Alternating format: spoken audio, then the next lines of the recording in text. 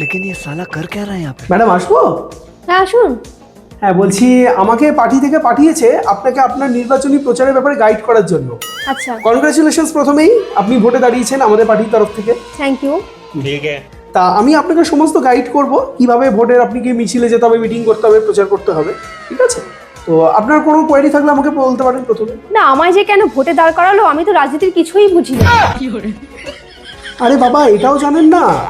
আপনার দাদু এমএলএ ছিল, আপনার বাবা কাউন্সিলর ছিল, আপনার হাজবেন্ডও তো শুনেছি পলিটিক্স করেন। হ্যাঁ, তো ওই জন্য এবার আপনি যদি কিছু না হতে পারেন তাহলে তো আপনার বংশ পরম্পরাটাই চলে যাবে, ওই জন্য আপনাকে দাঁড় করিয়ে দিয়েছে। আচ্ছা, চিন্তা করবেন না, আপনি জিতে যাবেন, জিতে যাবেন, আমরা সবাই আপনার পাশে আছি। ওকে ওকে। ঠিক আছে, বসছি। হ্যাঁ বসুন। আচ্ছা, তাহলে ম্যাডাম আমরা পরশুদিন থেকে শুরু করি আপনার জনসভা হ্যাঁ শুরু করুন বা তাহলে। মিছিল, আমরা যেদিন বেরোবো। শুরু করুন। তো পরশুদিন সকাল 9টায় তাহলে ফার্স্ট শিডিউলটা করি। সকাল 9টা? আমি তো 12টার আগে ঘুম থেকে উঠি না। এই না না না, 9টায় করো না, 12টার সময় করো। আপনি বুঝছেন না ম্যাডাম, জনপ্রতিনিধি হতে গেলে আপনাকে সকাল সকাল বেরোতে হবে। জনপ্রতিনিধি হতে এত কষ্ট? আরে বাবা ম্যাডাম, এই লাইনে পয়সাও তো আছে। এই বাবা, অত সকাল সকাল আমার তো গায়ে পুরো ট্যান পড়ে যাবে। আপনার মাথায় ফুল টুল ছড়ে না?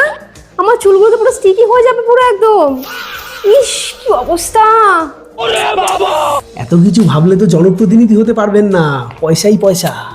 সেটাই তো বুঝছি। ঠিক আছে ঠিক আছে, যাবো। হ্যাঁ ঠিক আছে ম্যাডাম, তাহলে পরশু থেকে শুরু করি। ঠিক আছে, তাই করুন।